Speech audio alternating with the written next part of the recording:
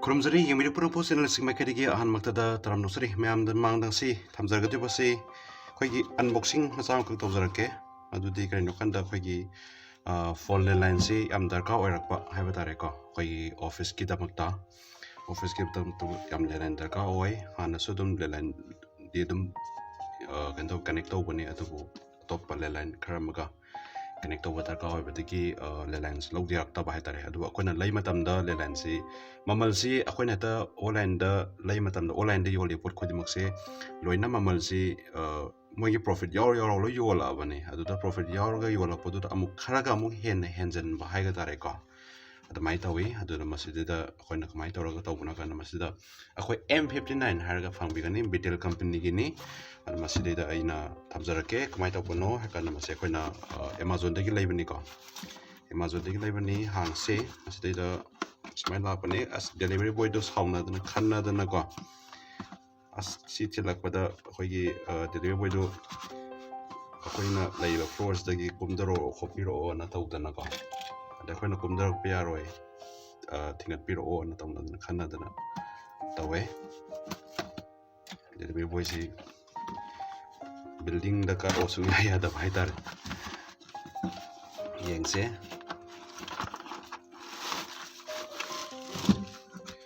okay smile lay sigi phone ki mari yaure phone se pai direct white sunate white color sunate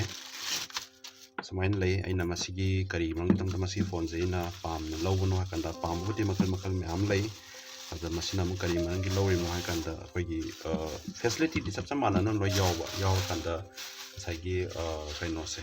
red ki akanda red se kaino taw ba haitare hanjan ba haitare kaide hanjan mano kanda khoigi flipkart na mu red se khramu hanjan le mamal se khramu hanjan le ba aduga Amazon da mu khram ta ba M59 haiba sigi model se ta ko adu moigi asengba kaino da di koi MRP da di kya leibano har kanda yamna tang badana te sida leise MRP da kaino lei 1399 lei kaino se MRP da haitare ko aduga masi kaida lapano country of origin na PR na hai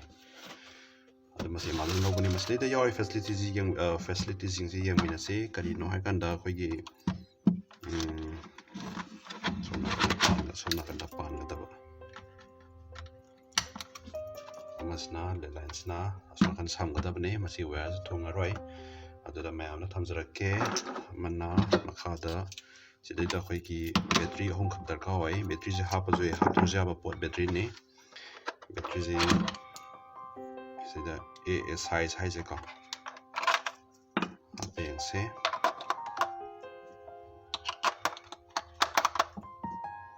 koina post lei matamda koina keno tawbiyo ba khoigi post ye koina pame haidana so koina maduda piriba rate tuga atopa online da piriba rate siga koina pansal tuna kotan leibagi matamda phangdabani na rate si kamai taw kya da mana light singa le ubi gane ari ngani se samai lei masida koina pamjai si kai marangino hakanda masida koina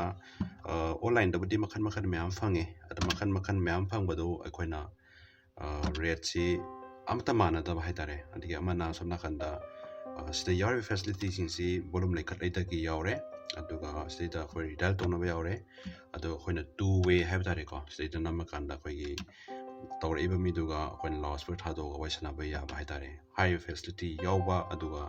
sida sigi button sida khoina enemy phone call torpadu kanawa mi magi office ta tawre tarkanda hayriba xyz tu kauna bada ngayo kholu ba hayr ngaina bada amadu hold tower lega dunia hold tower basta sigi khoina hold janam kan da background music satpa sina ham phaba ko music satpa aduga office manu do leiba mi myam na waisana ba khona ba lang madu hayriba phone call to emi du da ta handa ba haitare ta da ba haitare somai le aduga sigi up down hairisna khoigi phone call kaya lakiba adai kaya satkiba outgoing to boya ba out asina khoi tawgi bada kya tawgre aduga sidai da up down jina khoi phone call lakiba satkiba sing to khoi yengningai gini si yauri myam se aduga amana maslida amakak haijatargadi kaino hakanda seda ꯑꯩꯈꯣꯏꯅ phone line direct ꯁꯝꯕ ꯑꯣꯏꯇꯥꯔꯒꯗꯤ even ꯃꯩ ꯃꯨꯠꯈ꯭ꯔꯁꯨ ꯐꯣꯟꯁꯤ ꯑꯩꯈꯣꯏ ꯀꯩꯅꯣ ꯇꯧꯋꯦ ꯑꯗꯨꯝ phone ꯂꯥꯛꯀꯅꯤ ꯂꯦꯟꯂꯥꯏꯟꯅꯤꯅꯀꯣ ꯑꯗꯨꯒ ꯃꯁꯤꯅ ꯑꯃꯨꯛ ꯀꯩꯗꯧꯒꯦ ꯀꯥꯟꯗ ꯑꯩꯈꯣꯏꯅ ꯑꯩꯈꯣꯏꯒꯤ ꯀꯩꯅꯣ ꯂꯩꯗꯅ ꯑꯩꯈꯣꯏ ꯔꯨꯇꯔ ꯍꯥꯏꯇꯥꯔꯦ ꯀꯩꯅꯣꯒꯤ ꯑꯩꯈꯣꯏꯒꯤ ꯕ꯭ꯔꯣꯗꯕꯦꯟꯗꯒꯤ ꯑꯩꯈꯣꯏꯅ ꯀꯅꯦꯛ ꯇꯧꯕ ꯑꯣꯏꯇꯥꯔꯒꯗꯤ ꯕ꯭ꯔꯣꯗꯕꯦꯟꯒꯤꯁꯤ ꯃꯩ ꯃꯨꯠꯈꯤ ꯃꯇꯝꯗ ꯁꯤꯒꯤ ꯐꯣꯟꯁꯦ ꯑꯃꯨꯛ ꯋꯥꯛ ꯇꯧꯗꯦꯕ ꯁꯤꯒꯤ ꯅꯨꯡꯉꯥꯏꯇꯕ ꯑꯃꯅ ꯑꯗꯣ ꯍꯥꯏꯔꯤꯕ ꯄꯣꯠ ꯑꯁꯤ ꯑꯩꯈꯣꯏꯅ ꯀꯌꯥꯗ ꯂꯩꯕꯅꯣ ꯍꯥꯏ ꯀꯥꯟꯗ ꯂꯨꯄꯥ 1,135 ꯍꯥꯏꯇꯥꯔꯦ 1,100 ꯍꯥꯏꯇꯥꯔꯦ ꯗꯦꯂꯤꯚꯔꯤ ꯐ꯭ꯔꯤ ꯑꯣꯏꯀꯣ ꯆꯥꯔꯖꯁꯦ ꯌꯥꯎꯗꯦ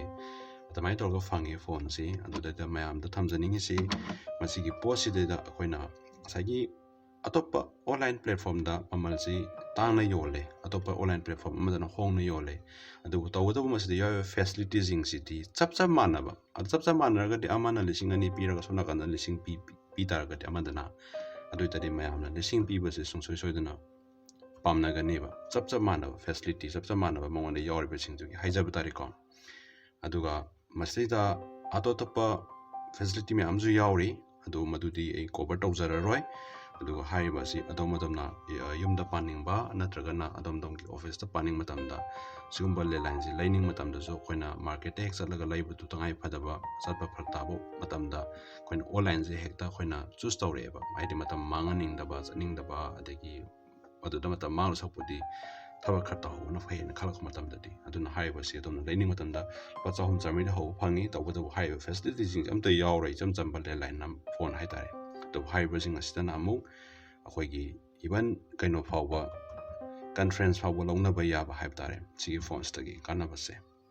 ꯑꯗꯨꯝꯕ ꯀꯟꯗꯤꯁꯟ ꯐꯥꯎꯕ ꯂꯩ ꯑꯗꯨꯅ ꯃꯌꯥꯝꯗ ꯊꯝꯖꯅꯤꯡꯉꯤꯁꯤ ꯂꯩꯅꯤꯡꯕ ꯃꯇꯝꯗ ꯑꯩꯈꯣꯏꯅ ꯄꯣꯠꯁꯦ ꯍꯦꯛꯇ ꯂꯩꯔꯦꯅ ꯂꯩꯕ ꯃꯇꯝꯗ ꯑꯩꯈꯣꯏꯒꯤ ꯀꯩꯅꯣ ꯇꯧꯕꯤꯌꯣꯕ ꯌꯥꯔꯤꯉꯩ ꯔꯦꯠꯁꯤ ꯑꯃꯒ ꯌꯦꯡꯕꯤꯌꯣꯕ ꯑꯣꯟꯂꯥꯏꯟ ꯑꯃꯗ ꯄꯣꯠꯁꯦ ꯁꯤ ꯄꯤꯔꯒꯗꯤ ꯑꯣꯟꯂꯥꯏꯟ ꯑꯃꯗꯅ ꯂꯨꯄꯥ ꯀꯌꯥ ꯂꯩꯕꯒꯦ ꯍꯥꯏꯔꯤꯕ ꯃꯣꯗꯦꯜꯁꯤꯗ ꯃꯁꯤ M59 ꯃꯣꯗꯦꯜꯒꯤ ꯋꯥꯏꯅꯤ ꯑꯩ ꯇꯧꯖꯔꯤꯁꯦ ꯃꯌꯥꯝꯗ M59 ꯃꯣꯗꯦꯜꯒꯤ ꯋꯥꯏꯅꯤ ꯊꯝꯖꯔꯤꯁꯤ ꯑꯗꯨꯅ ꯃꯈꯜ ꯃꯌꯥꯝꯁꯤ ꯁꯤꯗ ꯌꯥꯎꯔꯤꯁꯦ M59 2-way speaker phone with caller ID ꯍꯥꯏꯁꯦ ꯑꯩꯈꯣꯏꯅ ꯂꯧꯔꯤꯁꯤ ꯀꯣꯂꯔ ID ꯌꯥꯎꯕꯅꯤ ꯃꯁꯤꯗ ꯃꯔꯝꯗꯤ ꯀꯅꯥꯅꯣ ꯐꯣꯟ ꯇꯧꯔꯛꯏꯁꯦ ꯅꯝꯕꯔꯁꯦ ꯑꯩꯈꯣꯏꯅ XYZ ꯑꯃ ꯑꯦꯅꯤ ꯇꯧꯕ ꯃꯇꯝꯗ ꯐꯣꯟ ꯇꯧꯔꯛꯏ ꯃꯤꯗꯨ ꯀꯅꯥꯅꯣ ꯍꯥꯏꯕꯗꯣ ꯑꯩꯈꯣꯏꯅ ꯅꯝꯕꯔꯗꯨ ꯌꯦꯡ ꯈꯪꯉꯤꯗꯅꯀꯣ ꯑꯗꯨꯒꯤ ꯋꯥꯅꯤ ꯑꯗꯨꯅ ꯃꯌꯥꯝꯗ ꯍꯥꯏꯔꯤꯕ ꯄꯣꯠ ꯑꯁꯤ ꯑꯗꯨꯛ ꯃꯇꯤꯛ ꯀꯥꯟꯅꯕ ꯄꯣꯠꯅꯤ ꯑꯗꯨꯒ ꯉꯁꯥꯏ ꯑꯩꯈꯣꯏꯅ ꯍꯥꯏꯔꯤꯕ ꯕ꯭ꯔꯣꯗꯕꯦꯟꯗ ꯁꯝꯕ ꯃꯇꯝꯗ ꯂꯥꯏꯠ ꯃꯨꯠꯈ꯭ꯔꯒꯗꯤ ꯍꯥꯏꯔꯤꯕ ꯐꯣꯟꯁꯤ ꯋꯥꯔꯀꯤꯡ ꯇꯧꯗꯦ ꯍꯥꯏꯕꯗꯨꯃꯗꯤ ꯃꯗꯨ ꯈꯛꯀꯤ ꯅꯨꯡꯉꯥꯏꯕ ꯋꯥꯠꯂꯤ ꯑꯗꯨꯕꯨ ꯍꯥꯏꯔꯤꯕ ꯄꯣꯠ ꯑꯁꯤ ꯑꯩꯈꯣꯏꯅ ꯀꯁꯇꯃꯔ ꯀꯦꯌꯔꯗ ꯍꯥꯏꯕ ꯇꯥꯔꯦ ꯑꯩꯈꯣꯏꯅ ꯁꯝꯃꯤꯕ ꯕ꯭ꯔꯣꯗꯕꯦꯟꯗꯨꯒꯤ ꯀꯁꯇꯃꯔ ꯀꯦꯌꯔꯗ ꯋꯥꯔꯤ ꯁꯥꯟꯅꯔꯒ ꯇꯣꯉꯥꯟꯕ ꯂꯥꯏꯟ ꯑꯦꯛꯁꯇꯔꯅꯦꯜ ꯂꯥꯏꯟ ꯑꯃ ꯑꯩꯈꯣꯏꯅ ꯕ꯭ꯔꯣꯗꯕꯦꯟꯗꯨꯗ ꯁꯝꯕ ꯅꯠꯇꯕ ꯇꯣꯉꯥꯟꯅ ꯄꯨꯊꯣꯛꯄ ꯌꯥꯕ꯭ꯔꯥ ꯍꯥꯏꯕꯗꯨ ꯁꯥꯟꯅꯔꯕ ꯃꯇꯨꯡꯗ ꯍꯥꯏꯔꯤꯕ ꯐꯣꯟ ꯑꯁꯤ ꯀꯥꯟꯅꯕꯁꯤ ꯑꯃꯨꯛꯀ ꯍꯦꯟꯅ ꯐꯪꯒꯗ꯭ꯔꯥ ꯍꯥꯏꯕ ꯊꯥꯖꯕ ꯂꯩ ꯑꯗꯨꯅ ꯃꯌꯥꯝꯅ ꯁꯤꯒꯨꯝꯕ ꯐꯣꯟ ꯑꯁꯤ ꯑꯗꯨꯝ ꯄꯥꯝꯕꯤꯔꯒꯗꯤ ꯑꯗꯣꯝꯅ ꯂꯩꯕꯤꯌꯨ ꯍꯥꯏꯕ ꯋꯥꯍꯩꯁꯦ ꯍꯥꯏꯖꯔꯒ ꯃꯇꯥꯡ ꯑꯁꯤꯗ ꯌꯦꯡꯕꯤꯔꯛꯄꯅ ꯑꯃꯨꯛ ꯍꯟꯅ ꯈꯨꯔꯨꯝꯖꯔꯤ